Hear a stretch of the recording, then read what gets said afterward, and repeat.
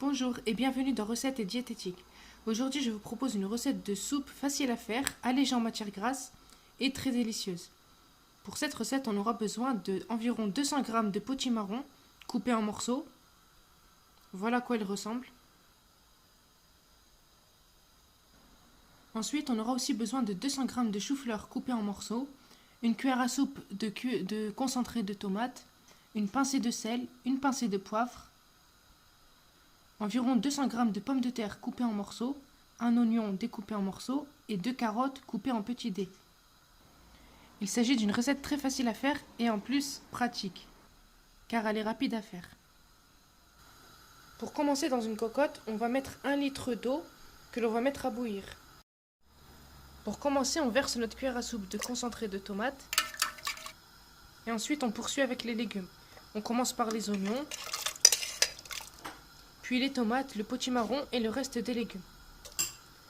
Voici le reste des légumes sur l'eau. Maintenant, on va fermer le couvercle et on laisse cuire environ 20 minutes. Voici le rendu final au bout d'environ 25 minutes de cuisson. Comme vous le voyez, les légumes sont cuits et l'eau s'est un peu évaporée.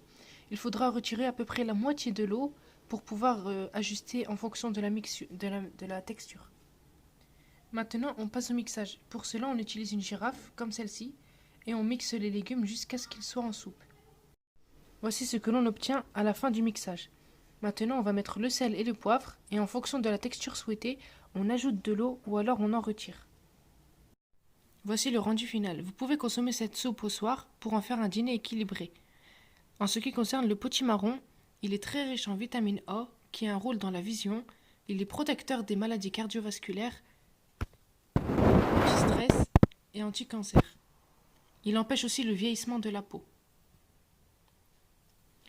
Avec les autres légumes, ils sont très riches en vitamines, en fibres et en minéraux. Les fibres diminuent la réabsorption du calcium et favorisent la satiété.